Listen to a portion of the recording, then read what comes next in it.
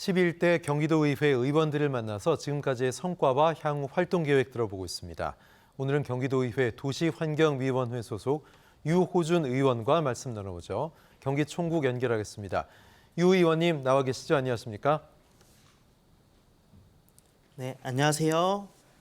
네. 남양주 이웃청년 경기도의회 유호준 의원입니다. 20대 청년 정치인으로서 경기도의회 도시환경위에서 다양한 활동하고 계시는데요. 먼저 의정활동 지난 1년, 또 2년 차를 맞이한 소감부터 들어보겠습니다.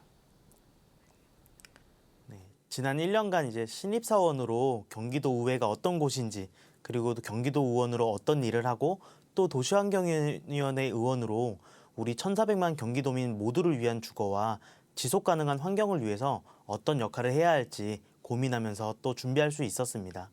2년 차가 되었으니까 이제 탐색전을 끝내고 본격적으로 더 큰 변화, 도민들과 지구의 삶에 필요한 변화를 만들기 위해 기지개를 펴려 하고 있습니다.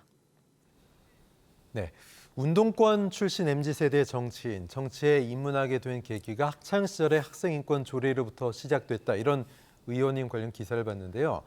최근 경기도 교육청이 교권을 바로 세우기 위한 대안으로 학생인권 조례를 개정하기로 했죠. 이제 내년 1월에 개정안 시행을 목표로 하고 있는데 이 문제는 어떻게 보고 계십니까? 네, 제가 고등학교 시절에 경기도 학생인권조례가 제정되었습니다. 이제 중학교 때만 해도 담임 선생님한테 뺨을 맞고 그랬었는데 고등학교를 가니까 이제 안 맞고 다니는 거죠. 그걸 보고 서울에서 학생인권조례 주민 발의하겠다고 서명을 받으러 돌아다녔는데요. 제가 그때 서명 받는 분들과 함께 돌아다니면서 청소년 당사자로 조례가 있어서 우리 학교 현장이 얼마나 좋아졌는지 설명했습니다. 근데 요즘 들어서 이제 교권이 무너진 게 학생인권조례 때문이라는 말이 나오고 있는데요. 이게 얼마나 부실하냐면 현재 이제 학생인권조례가 없는 지역이 전국 11개 시도가 있습니다. 그러면 그 지역의 교사들은 교권 침해를 겪지 않고 있냐? 아니거든요. 이제 정, 반, 합 이런 기본적인 인과관계도 안 맞는 겁니다. 그리고 기존의 조례에는 국가인권위원회법에 다양한 내용을 준용해서 만든 보편적인 학생에 차별받지 않을 권리를 개정안에는 이제 교묘하게 헌법, 유엔 아동권리협약, 교육기본법의 내용으로 제한했거든요. 헌법이나 아동권리협약 그리고 교육기본법 모두 상위법이라서 굳이 조례에 넣을 필요가 없습니다. 여기서 드러나는 것이 이제 인태교육감의 목적은 학생 인권의 본질적인 후퇴라는 것이 저는 확인할 수 있다고 봅니다.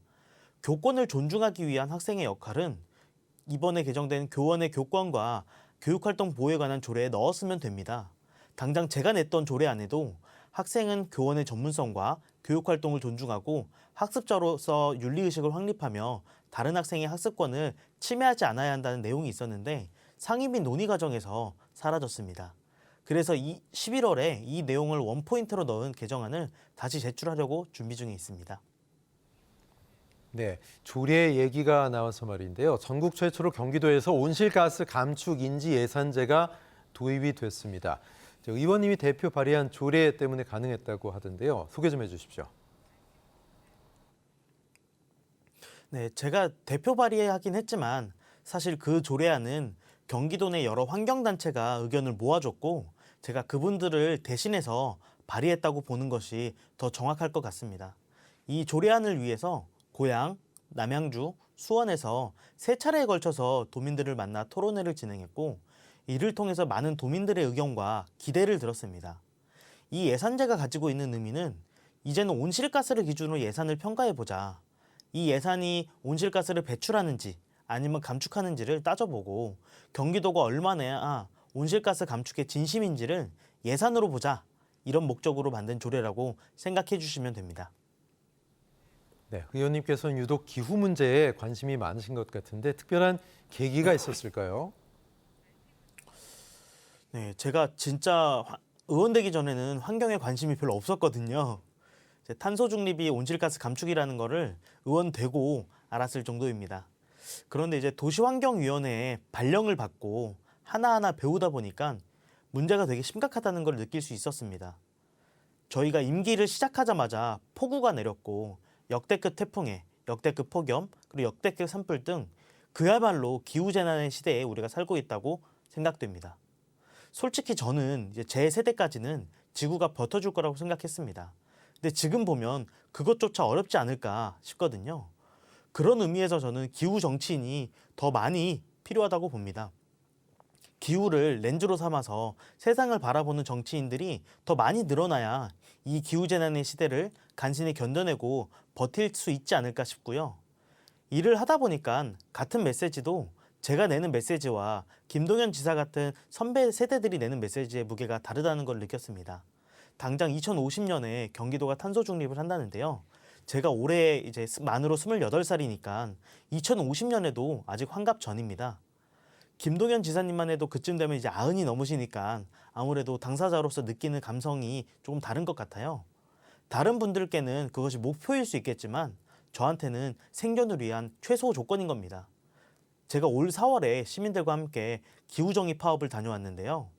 그날 어느 소녀가 무사히 할머니가 될 수 있을까? 이런 피켓을 들고 서 있었습니다. 경기도에서 제가 그 소녀 대신 지사님과 동료 의원님들 그리고 경기도민들에게 묻고 있습니다. 제가 무사히 환갑이 될 수 있을지 한번 여쭙고 싶습니다. 네, 그렇게 되시기 위해 노력해 주시면 좋겠습니다. 관심 분야가 소속 상임위 환경위원회에 국한되지 않고 교육, 장애, 교통 다양하신 걸로 알고 있는데요. 그만큼 청년 정치인답게 열정이 많다는 의미일까요? 교육 분야는 이제 저도 경기 교육을 받고 자란 사람이고 당장 동생이 초등학생이기도 합니다. 또 장애는 할아버지가 중증 장애인이시니까 장애 당사자 가족이기도 하고요. 그리고 뚜벅이라서 제가 대중교통에 관심이 많은 것도 사실입니다. 그런데 저는 경기도 의원이라면 다양한 주제에 역량이 닿는 만큼 관심을 가져야 된다고 생각합니다. 제가 경기도의 주거복지나 기후환경에 관심 갖는 도민들만 대변하는 것은 아니기 때문입니다. 도민들의 관심이 다양한 만큼 저도 그래야 한다고 생각하고요. 도민들이 딱 어느 분야에만 국한된 삶을 살고 계시지 않은 것처럼 도민이 대표자인 의원들도 저는 다방면에서 자신의 생각을 분명하게 가지고 설명할 수 있어야 한다고 생각합니다. 어쨌든 이게 상임위원회에서 끝나는 것이 아니라 결국 본회의에 표결을 해야 되는 거거든요. 저는 그래서 이제 본회의에 올라오는 모든 안건의 검토 보고서를 한 번은 읽어보려고 하고 있습니다. 그래서 신중하게 자신의 생각을 도민들을 대표해서 표결로 보여주는 것이죠. 그렇다면 저는 소속 상임위 외의 사안에 대해서 관심을 가지는 것이 매우 당연하다고 생각하고 있습니다. 네, 남양주 6선거구가 지역구신데요. 탄소 배출을 줄이는 철도 교통망 확충에 힘쓰고 있다고 들었습니다. 어떤 내용입니까? 네, 제 지역구는 남양주시 다산동 양정동인데요. 우선 저는 교통운송 분야에 탄소 배출을 절감하는 철도 교통망 확충이 단순하게 도민들의 교통 문제로만 볼 것이 아니라 이제는 기후 관점에서 바라봐야 한다라고 생각하고 있습니다. 그런 의미에서 이제 최근에 대중교통 요금 인상에도 반대를 하고 기후 정권을 도입해야 된다고 생각하고 있습니다. 제 지역구는 현재 경의중앙선이 다니고 있고요. 내년에는 8호선 개통이 예정되어 있습니다. 이 외에도 현재 경기도를 중심으로 진행되고 있는 9호선 연장 사업과 6호선 연장 사업이 논의 중에 있는데요. 9호선은 현재 서울시와의 협의 문제로 약간의 어려움을 겪고 있고 6호선 연장의 경우 남양주시의 안일한 행정 때문에 계속 미뤄지고 있습니다. 두 사안 모두 임기 내에 분명한 변화를 만들기 위해서 노력하고 있습니다. 아직 부족한 점이 많습니다만 남은 임기 동안에 더 노력해서 성과를 낼 수 있도록 해보겠습니다.